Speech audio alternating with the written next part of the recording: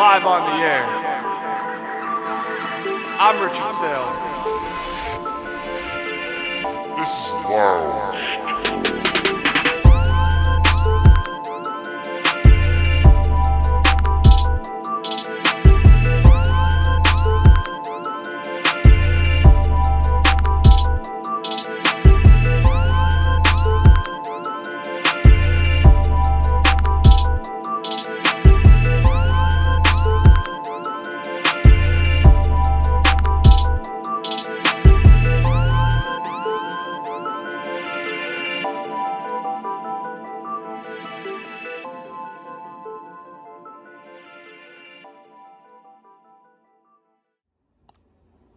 Hello, welcome back to another episode of Lounge Time. I'm your host, Rich Saile, and today we have a lot of NFL content to get into today. The Wild Card Weekend preview and winners, plus we're doing the entire playoff bracket. This is the show that if you waited for NFL playoffs, this is the one you don't want to miss. We go over my Wild Card game predictions and winners.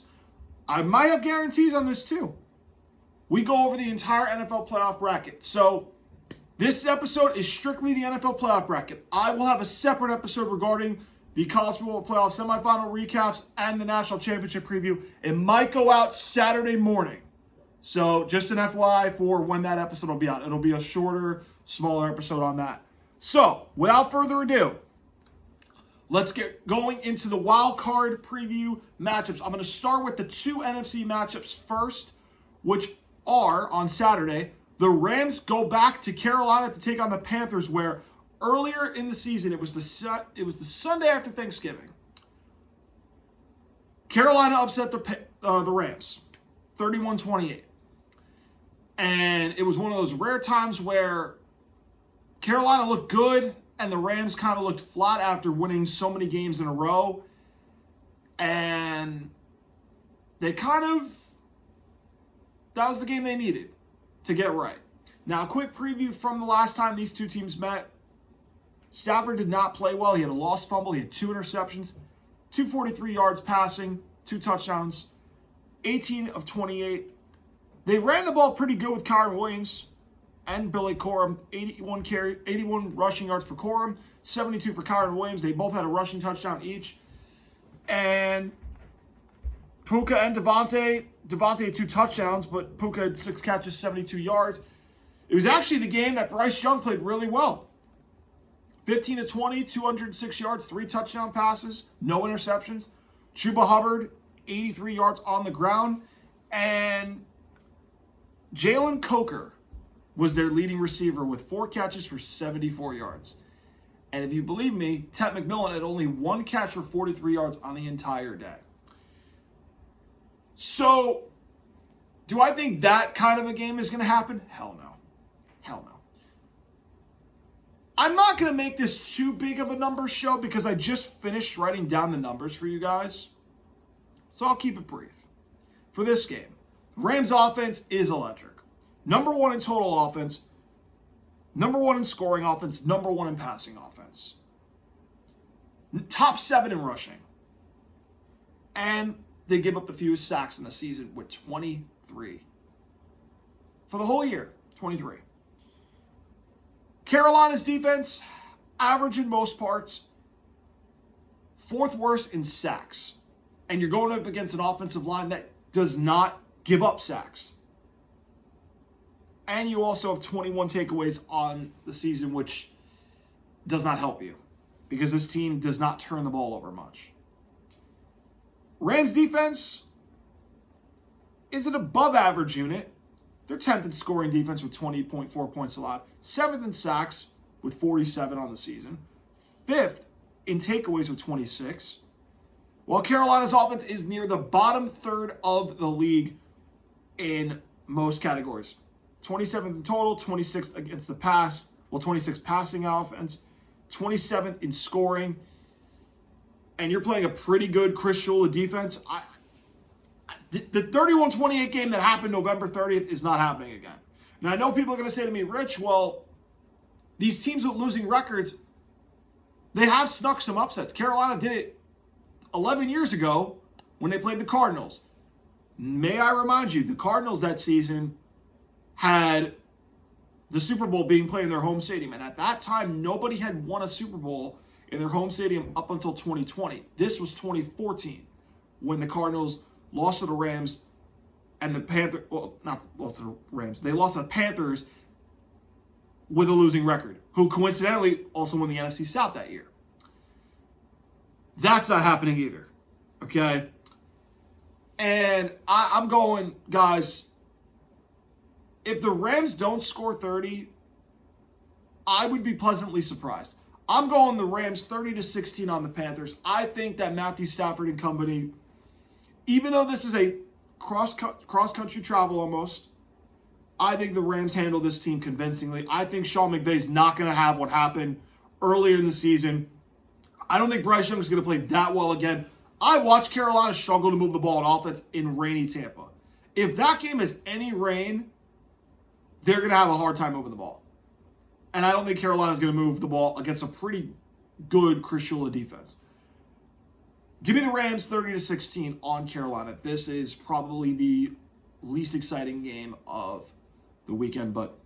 And if you guys are wondering for the lines, well, let's pull them up actually, because we're going to pull them up actually. And again, for those of you wondering point spreads and stuff, I'm pulling it up right now. So now the Rams are 10.5 point favorites on the road. The over and under is at 45.5. So those of you tracking my picks, I have it just going over, and I have the Rams covering. So, oh my God, he nails it pretty good. That's what I'm going to get from my uncle later. All right. So I think the Rams cover, and I think the game does go over by half a point. 30-16 Rams over the Panthers. 30-16. Let's go to the other NFC game of Saturday night. The Green Bay Packers travel to Soldier Field to take on the Chicago Bears, where the Packers are a 1.5 favorite on the road as a 7 seed. The over and under is at 44.5 points. Okay, now I heard there's supposed to be winds that are up to like 30 to 40 miles an hour. I don't know if that's accurate. I was doing a little weather report reading for this game, and I can see why this total is a little bit low right now.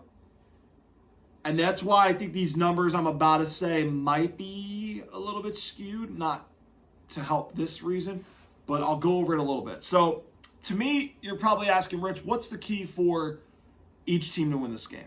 Well,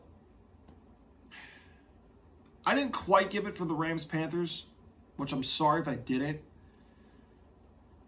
This game, though, I think is going to be closer, so I'm going to kind of go more into the keys to this game a little bit.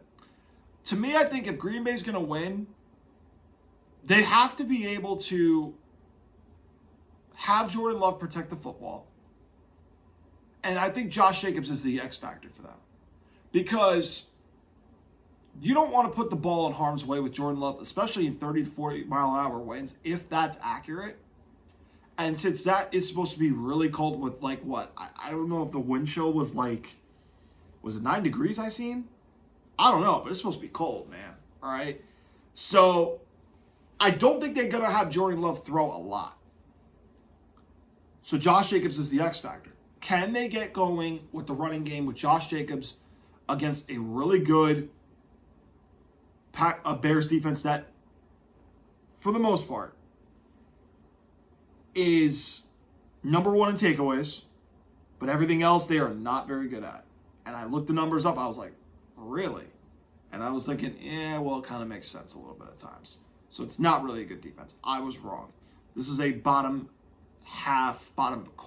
quarter of the league, even bottom third of the league in a lot of categories. And I'll go through the numbers in a minute.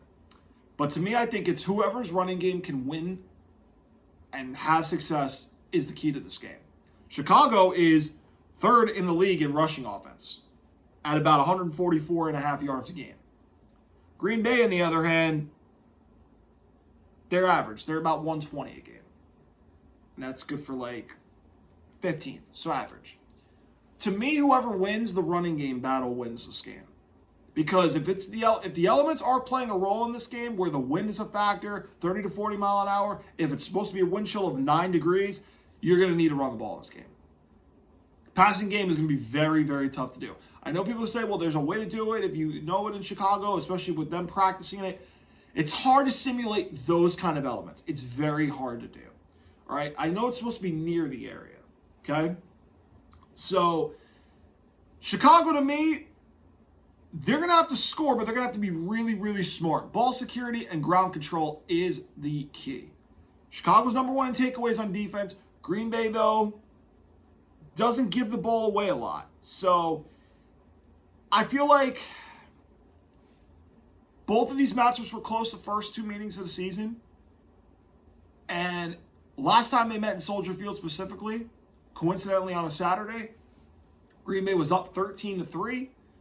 Caleb Williams came back, and they forced overtime, and he made a hell of a throw to DJ Moore to give the Bears the NFC North title at that point. So I look at where Chicago is, and then I look at where Green Bay is. Chicago's playing a little bit better. I know they lost 2 to end the year. Green Bay's lost 4. I'm going to take the Chicago Bears to win the game because I don't trust that this Packers offense is all of a sudden really good. Jordan Love, I know, is looking like he's going to be back. He is going to be back for this game. Josh Jacobs is a really good running back. Their receivers are not bad, but I feel like because of these elements and these conditions, and Green Bay's defense has not looked good since Micah Parsons has been out since that Denver game when he tore his ACL. Green Bay's defense has declined steadily. Lost to Chicago, lost to Minnesota last game of the season. Derrick Henry ran the ball wild on him. If the Bears can run the ball and control the ground game and get turnovers on the Packers, I think the Bears win. And I think that's what's going to happen. I'm going with Chicago to win on a field goal. 23-20. How it's going to happen,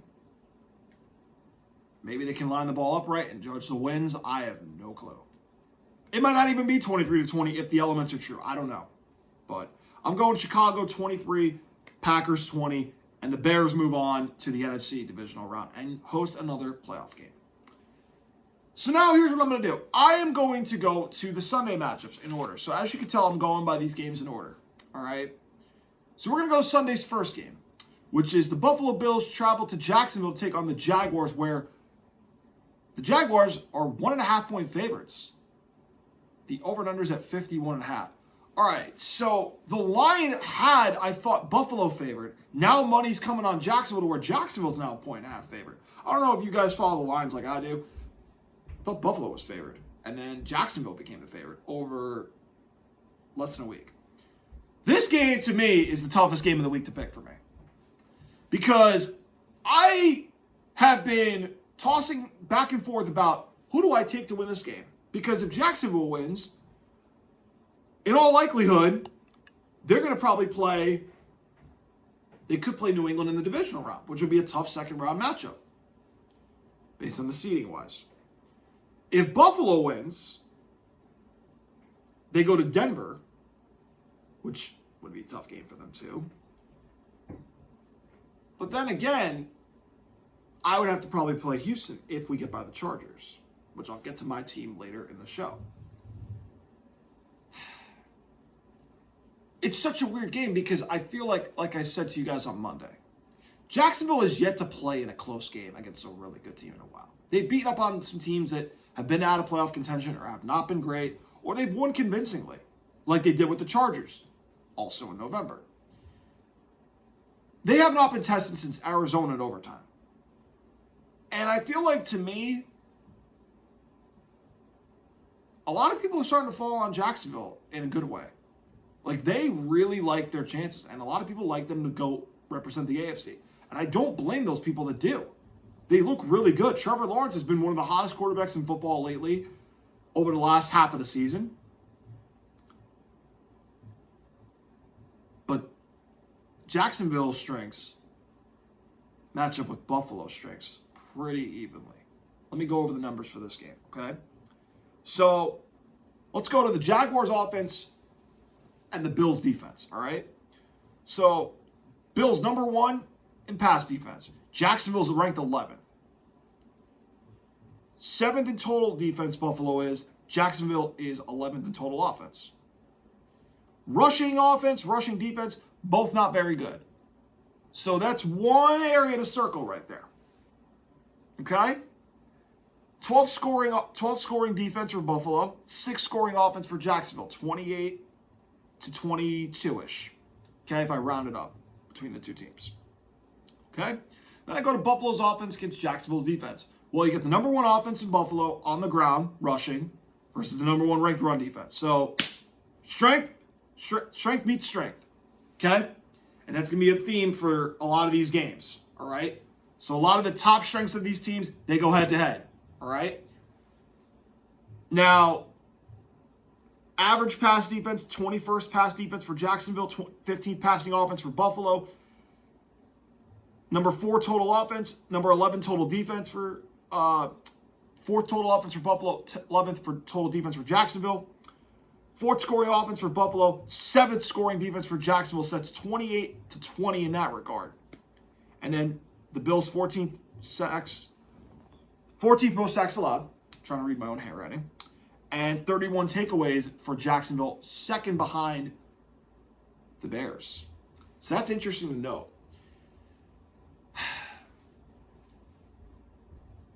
Josh Allen has also yet to win a road playoff game. Now, if you had asked me Monday, Rich, who would you have taken? I would have took Buffalo, not biasly. I would have. Then I did a little research. And I'm thinking to myself, is Liam Cohen going to rely on Trevor Lawrence to have the running game be somewhat more of these read options like he's been doing the last couple of games? Is he going to lean on Travis Etienne a little bit because Buffalo's run defense isn't that great? Because you can't throw the ball at will against Sean McDermott's defense. They're too good against the passing game. And I know Jacksonville's been great throwing the ball lately. This is a different defense, though. All right? You got Joey Bosa on the edge. You've got Greg Rousseau. You got those guys in the middle. Okay, this is a very smart veteran defense that has been in the playoffs. Jacksonville last went in 2022 with Doug Peterson as the coach. And a lot of those guys are not there. So the way I see this is a young team. How do you beat Josh Allen? Well, stop the run. Take away James Cook. And I've heard from a friend of mine today that has met a Bills fan that they're not feeling good going into this game. And honestly, this is the toughest game of the week for me to pick. And I'm a New England fan. Now, I want the Bills to lose. But then again, it would mean there is a way where Jacksonville could go to New England for the second round. And if I'm being honest, I kind of would want Jacksonville over Houston at this moment. I'm being honest, okay? So,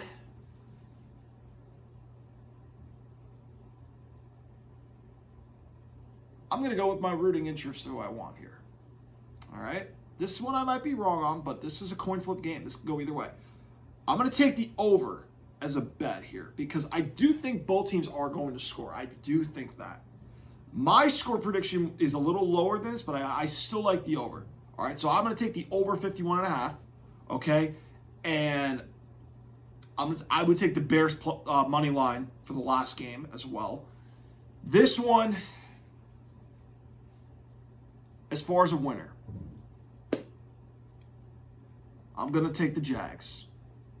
Because I think the only way they win this game is if you have to contain Josh Allen, cannot let him run downhill. Can their run defense hold up in stopping James Cook and Josh Allen? If they can, they have to be disciplined with their pass rush lanes. They cannot let Josh Allen, take over the game. If he does, good night, Irene. And I know that he's going to make plays in this game because it's a game where he's on the road, and it's a game where he's going to have to make a lot of plays. And when he makes plays, sometimes it goes really good for them. Sometimes when he does it too much, it doesn't go well for him. And I don't trust this I don't trust this Bills defense all the way through, and I think Liam Cohen is going to find a way to run the ball, and they're going to try to protect Trevor, not creating turnovers. To me, I think whoever wins a turnover battle and whoever wins with that strength on the Jags run defense and Bills rushing offense, to me, wins this game. And I think the Jags, if they can clamp James Cook and force Josh Allen to be one-dimensional with a receiving core that a lot of people say has not been great, that's where I think the Jags have a good chance. And I'm going with the Jags to win. And you know what? Because I said I'm going over, 51.5? Can the Jags get to 30? Can they get to 27? That's a key. I'm going to say this. I'm going to bump my score up 2 points. I'm going to say Jaguars win 27-24. All right? I do. I think this is a game that, to me, I've seen Drake May throw the ball on Buffalo pretty good. I think Trevor can throw it a little bit. But they got to be smart. Don't turn the ball over. And I think if the Jaguars lean on Travis Etienne, he's the X factor in this game. The Jags win this game. Give me the Jaguars 27-24 over the Bills, and Josh Allen's out and still does not win a road playoff game. Let's go back to the NFC for a moment. The last NFC playoff game of the weekend. The 49ers travel to Philadelphia to take on the Eagles, where the Eagles all of a sudden have moved up to 6-point favorites. The over and unders at 44.5 points. Okay, so there's some injury questionable updates I got to let you guys know on. Ricky Pearsall is questionable. Trent Williams is questionable, along with 4 others. So, again, I don't have the definitive status yet. That's going to be up to Sunday's game. So, it was, I believe, it was 3.5, I believe. Now it's shot up 2.5 more points. So somebody's out in this game. Because it doesn't make sense why the Eagles move up 2.5 points. Somebody's out. I don't know who it is, but we're going to find out who it is, hopefully. All right? This is where another theme of the strength against strength collides. But the key to this game is a battle of the weaknesses. The Eagles offense, 49ers defense. That's the real key in this game. And I think, honestly, I have one team in mind I know who I like for this matchup. And this might be a tough one. But again, everybody says, Rich, you don't pick upsets. Well, I'm letting the cat out of the bag here. I'm going with the Niners to beat the Eagles. All right? I'm going with the Niners.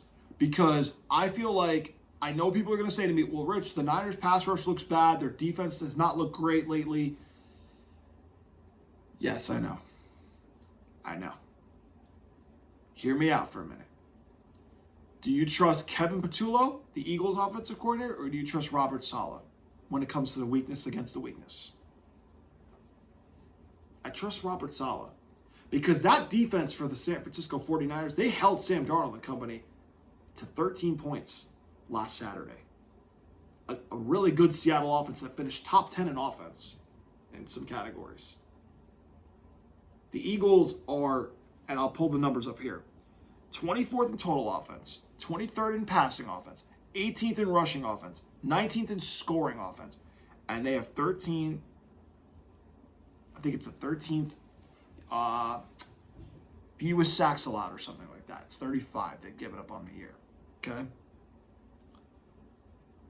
And the Niners, they're very good at defending the run. Even without Fred Warner, which Seattle kind of had their way. But again, Seattle's offense is pretty good too. Philly can't run the ball well. And I know you're saying to me, Rich, well, is that run defense going to play well when Saquon Barkley, when you know he elevates his game in the postseason?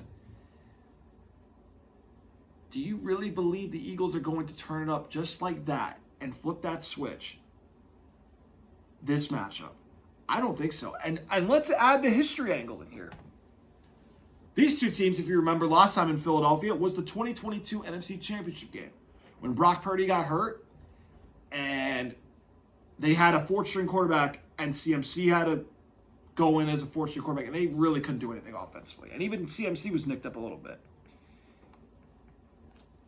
And the Eagles were upset the Niners complained all offseason, and then they put belt to ass in the 2023 regular season matchup in Philly when Deebo Samuel went crazy. So there's history on this game. Okay? And honestly, now that I'm no longer at Ryder with a lot of people with Eagles fans over there, I don't mind saying this. I am sticking by my take I said right after the Bears-Eagles matchup in Week 12. The Eagles will be a one-and-done team. And if they are not one and done, I know there's other games that they will lose. I respect Vic Fangio in that defense. They have a lot of good playmakers, a lot of young guys that are really good. The problem is their offense is having trouble moving the ball. They're having problems scoring. And I know people are going to say, well, they scored on the Commanders. They scored against the Raiders. They're two of the worst teams in the league. Okay? Buffalo, you barely scored in the second half. When you play a real playoff team, you struggle to score. And the Niners are a good team. Shanahan's got an offense right now that, to me, if you believe the metrics, they're worse in rushing offense than they are passing. Which I would have been like, what? The Niners can run the ball well with McCaffrey in years past. Not this year. 24th in rush offense. Yet they're top 5 in passing. Top 10 in total offense. Top 10 in scoring offense. And they give up the 6th fewest sacks in the league against a defense that is 13th in sacks. So, 15th actually. No, I was right, 13th. All right. See, I didn't use my research sheet. I'm taking the Niners to win. 20-13 in a low-scoring affair. I don't trust the Eagles' offense. I don't. I trust their defense. And again, the Niners' 20 points might not be from just their offense. It might come from a defensive play. Who knows? Special teams plays a role too. It could be. Remember when they went to Lambeau Field 4 years ago and they beat the Packers? They had a block punt that was basically a tying touchdown. And then Jimmy G led them down the field to go kick a field goal for the win. I'm not saying it's going to be a punt block in this game, but I'm saying the Niners will get 20 points. It might not be from their offense. It might be a defensive touchdown. It might be a special teams play. The Eagles I don't trust them. I don't trust their offense, and I'm sticking to it. Give me the Niners to win 20-13 on the Eagles. This will be the upset of the weekend. So I'm going to say it Charles Barkley style. The San Francisco 49ers are going to beat the Philadelphia Eagles. Guarantee. Charles Barkley style. We're going with that. Give me the Niners to upset the Eagles. The upset of the weekend. All right. To Sunday Night Football we go. The New England Patriots host the LA Chargers in Gillette Stadium. First home playoff game for the Pats since Tom Brady's last playoff game for the Pats in 2019. Patriots are 3.5-point favorites. The over-and-under is at 45.5 points. Now you're probably asking, Rich, how good do you feel about the Pats? I feel good going into this game. I do. I feel pretty good about this game. And I respect the Chargers. They're a really good defense. Jesse Minter's one of the top defensive coordinators in all of football. Jim Harbaugh, the man wins wherever he goes. He won at Stanford when Stanford was awful. Developed Andrew Luck into a number 1 pick. He won at Michigan, regardless of the scandals. He won a national title. He won at the Niners. Didn't win the Super Bowl, but he went to 3 straight NFC Championship games. Hard to do. Justin Herbert, we know he's a big-time quarterback. And I know he's 0-2 in the playoffs. He is going to come out on a mission because he does not want to look bad for 3 straight playoff games. If not, that's going to be some uncomfortable conversations. But we got Drake May. We got Mike Vrabel. We got Josh McDaniels calling offensive plays again. Okay? We got that going for us. Last time these two teams met, it was 2024, week 17. That was the game when Jelani Tavai did not like the fans booing, and he called the fans out, which that was a lose-lose there. And that was when Drake May looked horrible. Granted, Alex Van Pelt was his offensive coordinator that season, and they looked horrible. I didn't even watch the game after week 12 last season. So I didn't watch this game last year. But we're different this year. Okay? Robert Spillane's coming back. Milton Williams came back last Sunday. So did Big Country. Will Campbell's coming back. All right. We got our guys coming back. This game, honestly, if you had to make a pick between Buffalo, the Chargers, and the Texans, I would have took the Chargers. Okay, now, I know people are saying, be careful what you wish for, Rich. I know. But I feel good about this game. I do. Because I think that Drake May, Josh McDaniels, I think they're going to have answers for Jesse Minter's defense, which, by the way, this is another strength against strength matchup in this game. And let's go through the numbers briefly, all right? Chargers, top 5 in total defense, passing defense, top 8 in rush defense and scoring defense, 11th in sacks with 45, 8th in takeaways with 23. New England's offense, 3rd in total offense, 4th in passing offense with 250.5 yards per game. 6th in rushing offense with nearly 130 on the ground. 2nd in scoring offense with 28.5, almost 30. But they have the 9th most sacks allowed in the league at 48. So, New England, though, on defense is top 10 in a lot of categories. 4th in scoring at 18.8. 6th in the rush defense at 101.7. 9th in pass defense with 193.5 yards a game. 8th in total defense with 295.2. Where they're weak is their sacks, where they only have 35 in the season, which is 26 in the league. 19 takeaways, which is bottom half of the league. The Chargers offense, though, 12th in total offense, 12th in passing offense, 12th in rushing, 12th in rushing and total offense, 17th in passing offense, and 20th in scoring at 21.6. So when I look at the numbers, okay, we know Jesse Minter's gonna have answers. Josh McDaniels gonna have answers. That's a fun chess match. It's like Kyle Shanahan and Vic Fangio in the game before. San Francisco and Philadelphia. Okay? There's a lot of good coordinator matchups in this game. There is. This is one of them. To me, can New England generate a pass rush on Justin Herbert? They are down to their second, third string tackles. They allow, you ready for this, guys? The 4th most sacks allowed the Chargers, 60 on the season. If New England can get to Justin Herbert, particularly without blitzing, that's the key in this game for the Pats.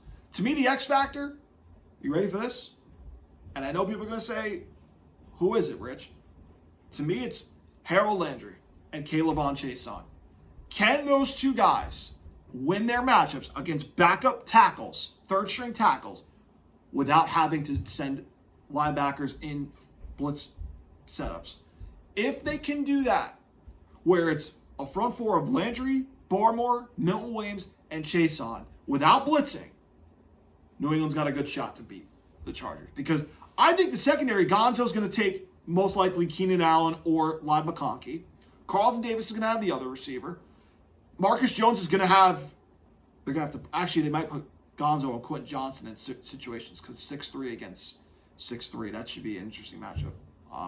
That'll have to be for certain situations. Marcus Jones might be on Ladd a few times. Maybe they put Carlton Davis against Keenan Allen a little bit. That'll be an interesting matchup, how those guys do it. I do think, again, the Chargers, I know they looked very shaky when they played the Texans and Broncos. But again, I think New England's defense, again, I feel like a lot of people are giving New England a little too much of the fraud label, which I think, honestly, Vrabel might use as motivation. I think we're overlooking how good New England is. You guys have to remember, this team was 4-13 back-to-back seasons. And they are top 10 in defense and top 10 in offense. In major categories. That is significant. Okay? And to me, I think, you know what? The Chargers got to travel to Gillette. And it's going to be cold in Gillette. I'm hearing 30 degrees now. And the Chargers, I don't think they're going to bode well in New England, traveling all the way to New England, cross country. New England stayed home, right? Miami last week of the season. Now here, Sunday night, man, that crowd's going to be amped up. I'm going with, you know what? I'm going to take my New England Patriots. I'm going to take us 24-17. I think if New England can get to 24, they win the game. If they can hold the Chargers to under 20, it's a good start. I'm going 24-17, New England Patriots. New England, stand up. New England, stand up. Let's go, baby. This is playoff football. Okay? Let's go, baby. 24-17. The Pats playoff push starts off with a win. 24-17. Super May will come to save the day. And will get us to the divisional round. All right? To the Monday night game we go, where the Texans travel to Pittsburgh to take on the Steelers, where the Texans are 3-point favorites. The over and under is at 38.5 points. Okay. We don't need the lines anymore. This is the one game I feel like you could see a mismatch. And I could see a team exploiting some major things. Well, the Rams-Panthers is the other. This one, though, the numbers say it might be close. I don't think it's going to be as close as people think it's going to be. I'm seeing one team play really, really good football as of late. The other one, yeah, they're playing good. But they've beaten a bunch of teams that have just missed the playoffs. And they look average. And I look at Houston's defense. And number 1 total defense. Number 6 in pass. Number 4 against the run. Number 2 in scoring. 47 sacks allowed, which is good for 9th in the league. And 3rd in takeaways. And they got to go up against Aaron Rodgers without Darnell Washington. DK Metcalf is coming back from his first game following a 2-game suspension. And Derek Stingley's probably going to take him. So cancel that matchup out. Now it's the other 10 guys against the other 10 guys. And I'm saying to myself, Steelers offensive line against that pass rush? And the Steelers offense is pathetically bad when it comes to the bottom third in the league in some key stats.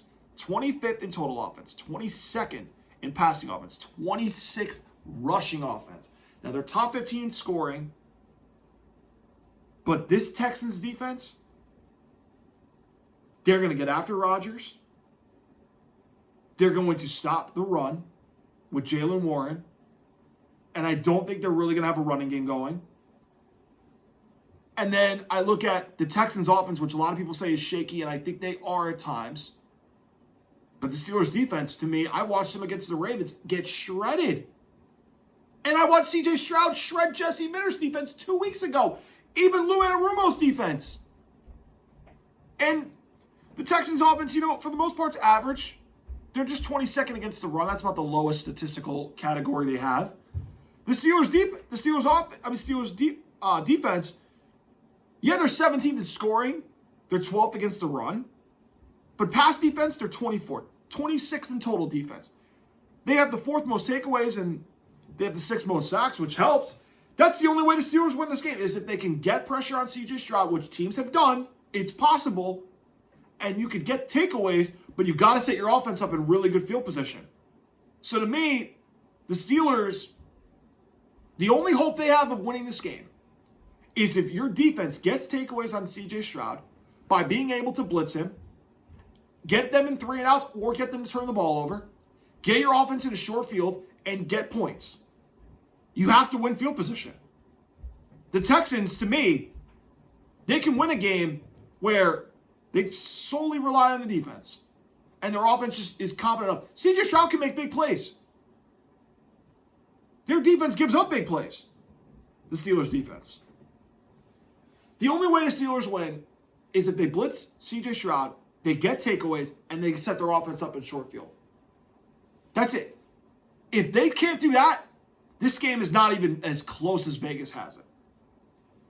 Which is why I'm going 24-10 Texans over the Steelers. I don't know how the Steelers score much on the Texans. I don't know how. I'm looking at this game and I'm like, well, DK Metcalf is going to be clamped by Derek Stingley. Darnell Washington's out for the season. You're down to Jonnu Smith and Jalen Warren and Scotty Miller? Marquez Valdes-Scantling against that defense? No. Aaron Rodgers is old. I know he's had really good moments. The Ravens was one of his best halves of football. I get it. No. This is where it ends. Steelers get blown out 24-10. Texans win. And now, let's go to my updated playoff bracket, which I don't have a graphic, by the way, which sucks. So I'm going to tell you what I have based on my winners. So, in the divisional round, I have the Niners going to Seattle. And I have the Rams going to Soldier Field to take on the Bears in the NFC. I'll repeat it again. I have the Niners going to Seattle because they're going to beat the Eagles in Philly. So the Niners go to CenturyLink Field to take on Seattle. And I've got the Rams, who beat Carolina, to go to Soldier Field to take on the Bears. That's the NFC Divisional Round. In the AFC, I've got Houston going to Denver. And I have Jacksonville going to New England. Okay? Now, I didn't write down Seattle and Denver statistics because I'm going to save that for the divisional game previews. I wanted it mostly for the wild card round, but I'm going to give you my playoff picks right now just based on what I've seen from everybody I have left. Okay? So, hypothetically, just say Houston-Denver is the 4:30 game the following Saturday. Both of these teams met in Houston early in the season. Denver won by a field goal. Denver doesn't look good offensively. Houston, on the other hand, they have a little bit of moments on offense. To me, in that game, if that were to be the divisional round matchup, it will come down to which offense can protect the ball against the opposing defense. Because both of these defenses have hellacious pass rushes, and I think they're both really, really elite. So it's going to come down to the offenses. Who protects the ball and doesn't put it in harm's way? And who can make the big plays in the game? Stroud or Bo Nix? And I'm going to tell you right now, I'm looking at Denver. I'm not sold on Bo Nix. And you ready for this? The last time both one seeds lost in the current playoff format we're at right now was 2021. The Packers and Titans both lost on the same night as one seeds. And I think the Broncos lose to the Texans in the divisional round. I just think CJ Stroud I trust more than I do with Bo Nix. I know Denver's defense is scary good. I know Surtain's probably going to take Nico Collins. I get that. I'm sorry, though. I do not trust Bo Nix. I watched Denver the last couple of weeks struggle with a third-string quarterback in Kansas City, struggle with Trey Lance as a backup, and they struggled to move the ball. And then Jacksonville beat them. No. Nope. Give me the Texans to upset Denver to go to the AFC Championship game. Let's go to Niners and Seattle. Now, we just saw these two teams met recently in Santa Clara, but this time it's in Seattle. Now, I watched that game very closely. The Niners could not run the ball at all against Seattle. Now, imagine that scenario, but with the crowd noise in Seattle. Night, the 12th man. They won in Seattle week 1, but that was different, okay? Seattle was not the team that they are right now. And the Niners, they're hoping to get Fred Warner back for the NFC Championship game. But I think if that matchup were to happen, I would think the Seattle Seahawks could beat I think Seattle will beat the Niners. I do. At home. I think that Seattle would beat them. Now, if you're Seattle, you don't want the Rams. Because to me, if you get the Rams, the odds of the one seeds likely losing, to me, both one seeds could lose. If it's Texans-Broncos or Bills-Broncos, and if it's Rams-Seattle. I think those would be two great games. I think the road teams would have a shot. I think Seattle doesn't want the Rams. I think if you're Seattle, you're hoping the Niners beat Philly. Because you beat the Niners already. And I'm going to say right now, Seattle would beat the Niners, and it would be probably a low-scoring affair again. I just don't see how the Niners' offense can move with no running game last time they met. And Brock Purdy in Seattle with the 12s going crazy, and that defense at home, no, he struggled against them. And I think Seattle will host the NFC Championship game. So now let's go to the potential Sunday games. These are predictions. These are not official, and if I'm 100% accurate, hey, kudos to me. Jacksonville, New England. This would be a great game. I think this might be the day game, though. But then again, Rams, Chicago at night. That would be sick, too. That's another cold weather stadium. I'm going to pick the Rams-Bears first. So let's do that. Because Sean McVay, historically, is not great in cold weather. And you remember the last time he went to Chicago? They lost to Vic Fangio's defense in Chicago. That was the game that flipped the 2018 season around for the Rams in a not-so-good way. Now, the Bears' defense isn't very good. And I get Caleb Williams has played much better of late. And I think it would be a cool story to see the other two big name top 3 draft picks of the 2024 QB class go to a championship game. I think, to me, when I look at the Bears defense, the only hope they have on Matthew Stafford is if you can force him into takeaways, which Dennis Allen is a really good defensive coordinator. But this Bears defense gave a lot of points up to the Niners. They gave up a good amount to Detroit in a meaningless game for the Lions. And Green Bay with a backup put about 19 on them. So they are playing good lately, the Bears defense. I think the Rams, though, to me, and I'm not giving up on Sean McVay. If I lose, I lose. There's no way he loses to the Panthers at all. The Bears, a little more likely, but I would give the edge to Sean McVay's group. I think this is the game where they finally break through in cold weather. It's weird because the Bears, it almost feels like it's destined to have Caleb and Drake May both be in a championship game.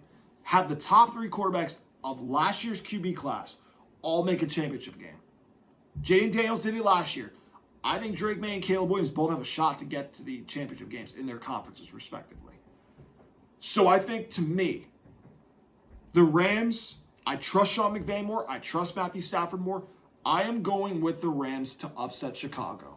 And to me, I think they would be favored in Chicago. If the Packers are favored in Chicago, the Rams would definitely be. Give me the Rams to beat Chicago, and it will be Rams-Seattle in the NFC Championship game. And that's where I think things get real juicy over in the NFC. In the AFC, Jacksonville, New England.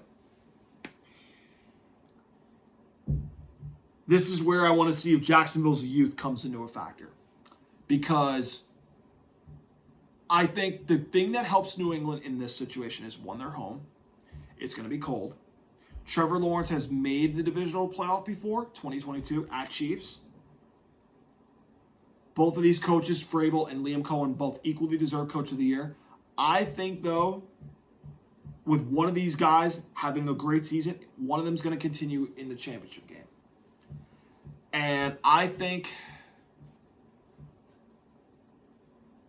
the thing that scares me with Jacksonville is that their run defense is good. But I think Drake May, to me, he's playing phenomenal ball.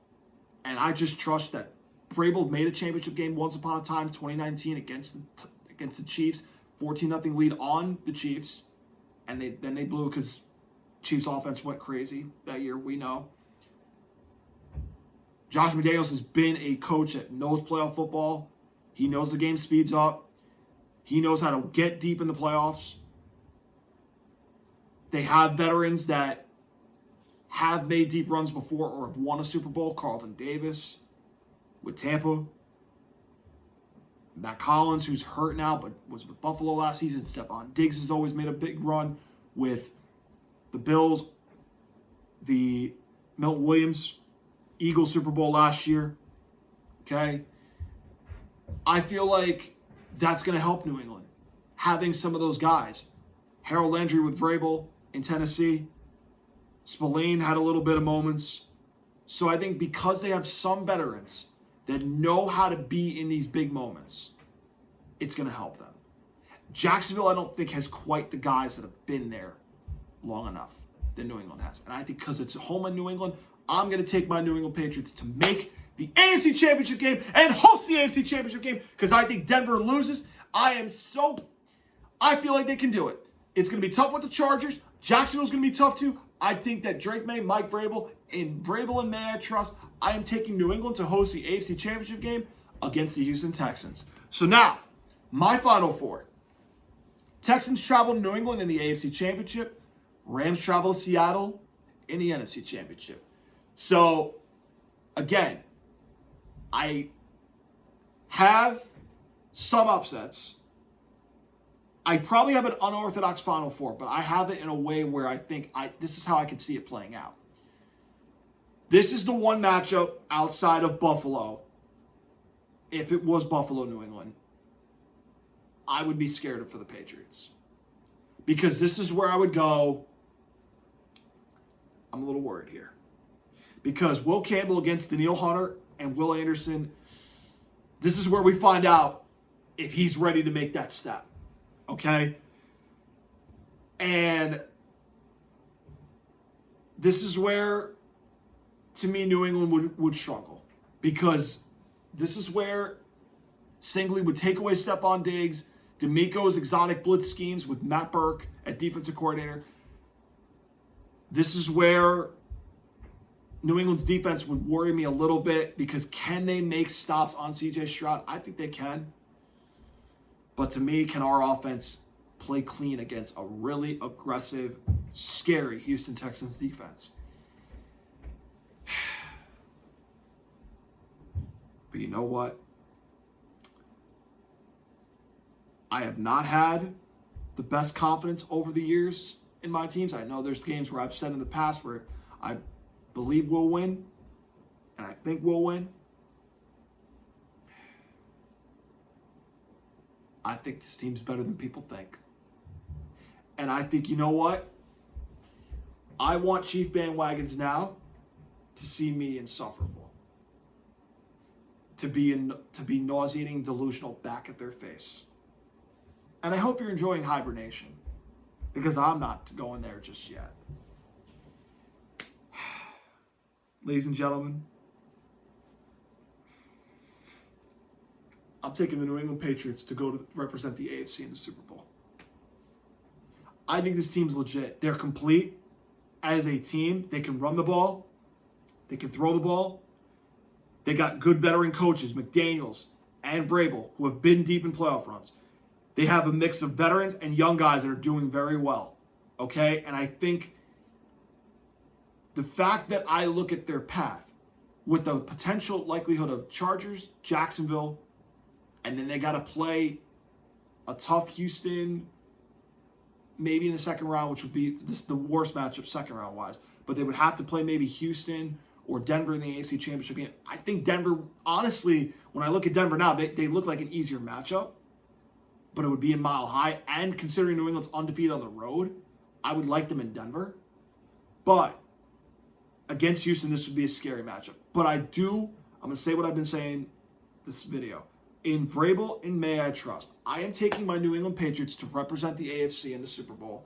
I'm going different than a lot of people. I know people are going Buffalo. I know people are going Jacksonville. I know people are going Denver. That's fine. I'm going a different route. I'm going to be different on this show. I'm taking the New England Patriots to represent the AFC.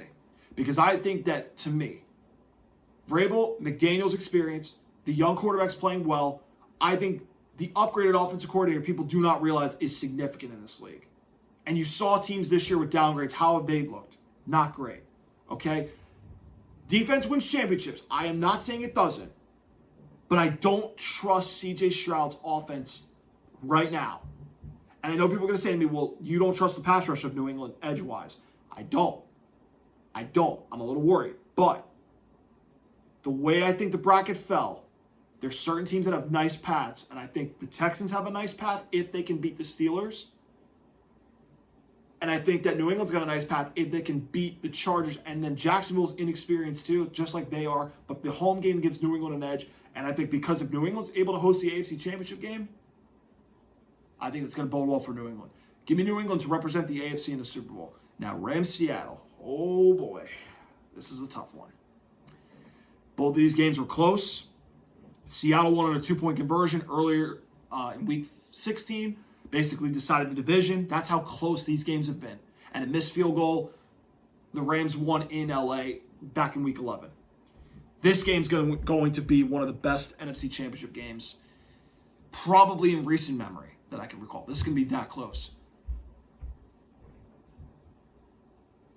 I think because we've seen Stafford and McVay win a Super Bowl, and we haven't seen Sam Darnold and Mike McDonald do it yet, this is where I think the separator is between the two teams. I don't trust Sam Darnold in a game where Chris Shula, for the most part, has had his number. Going back to last year when he was with the Vikings, and Shula was with the Rams, and he blitzed Darnold. He got the best of him in Week 11, but Darnold got the best of Chris Shula in Week 16. So to me, looking at the Rams, how close they were last year, how much better I think they got in the offseason, And to me, Devontae Adams over Cooper Kupp, the upgrade there. I think if there's one team that can go into Seattle in the NFC that I trust to go win on the road, it's the LA Rams. And I'm taking the LA Rams to beat Seattle in the NFC Championship game. And I don't have scores for these second round matchups because I don't think they're going to be entirely accurate. But if they do, I will have the scores up for next week. So I'm going to have New England and the Rams in the Super Bowl. The third time in the last 25 years that this will happen. Crazy, right?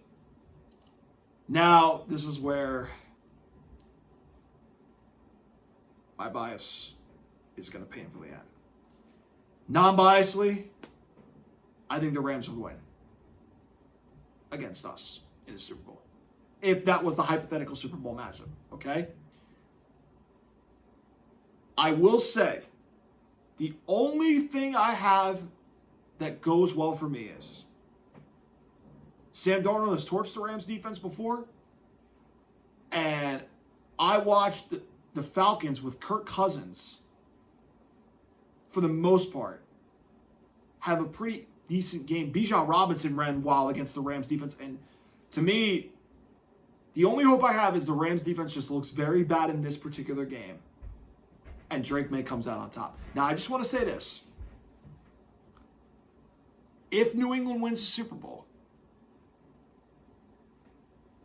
the AFC quarterback conversation is going to get very interesting for those Chiefs bandwagons, and it's going to be a nauseating one for me because if Drake May wins the Super Bowl and he's what, 22-ish, 23, and Mahomes is entering 30, rookie contract, is it going to be the Drake May era in the AFC? I don't know. Now, I said non-biasly I'm taking the Rams to win in the Super Bowl against us. Non-biasly. But if it did happen, my dream scenario happens this year on Lounge Time. Oh, my Lord. That's going to be great. This is going to be the highlight. You're going to see me be so happy. It might be better than Chiefs bandwagon rants over the years. It might be better. It might be better than that. But I'm going different than most people. I'm going Texans-Patriots AFC Championship. I'm going Rams-Seattle NFC Championship. That's more common, I think, with a lot of people. And I'm going to tell you right now, I am going to go with a Rams-Patriots Super Bowl with the Rams on top. That is my playoff bracket episode for the NFL. Now, quick reminder, I am going to have the National Championship preview and the College Football Playoff semifinal recap out by about Saturday afternoon at the latest. All right, it's going to be a separate video. I'm about to go watch Indiana, Oregon. I want to watch that game. So after that game is over, I'm going to get everything needed for that episode. It'll be shorter than this, so that'll be quicker than that. So that video will be out by Saturday morning, Saturday afternoon at the latest for those of my college football junkies and fans, okay? But that is it for the NFL playoff prediction episode, the wild card game previews and picks and guarantees. You can give me a follow on YouTube. Hit that subscribe button. Hit the notification bell. Hit the like button. Comment down below. We are growing to 50 plus subscribers. We can't do without you guys, and we're having some amazing content. I am planning to have a guest in studio next week. One of my friends, he came on earlier in the season for the mid-season episode. We're planning to have him in studio next week. We're going to have a couple more guests throughout the playoff run, so you don't want to miss out on that. You can also follow me on Rumble. We're looking to build a community over there, grow our following there, introduce the show to a new audience. So we're looking to build our show on Rumble as well. So give us a follow on Rumble. Help us grow on that platform. You can also follow me at LoungeTimePod on X, where if you want to tweet me a question to answer on the show, I have no problem answering it. All you got to do is just tweet at me and say, give me your thoughts on this. And it could be NFL, it could be college football, it could be, and I'm going to talk more NBA after when I bring my friend that's a real big NBA nerd. I'll bring him in probably around late January, early February, because that's when trade deadline happens. But March Madness too, I'll have more content towards the end of January when the playoff field starts to shrink a little bit, and I'll have my top 25 out probably within the next 2 weeks, because I want the playoff field to shrink a little bit so that way I can fit it in there as well. And We have a lot more content coming in to start 2026, so you don't want to miss out. Guys, thank you so much for tuning in to Lounge Time. Hope you guys enjoyed the video. I will see you guys for the college football playoff semifinal breakdown and national championship preview. If not, I'll see you guys next week where I will go over the wild card weekend matchups, and we may have a special guest in studio, so you don't want to miss out on that. Until then, have a great NFL wild card weekend. Enjoy Indiana, Oregon tonight for those of you watching college football, and I'll see you guys next week if you're following NFL. I'll see you guys on Saturday when it comes to college football national championship preview.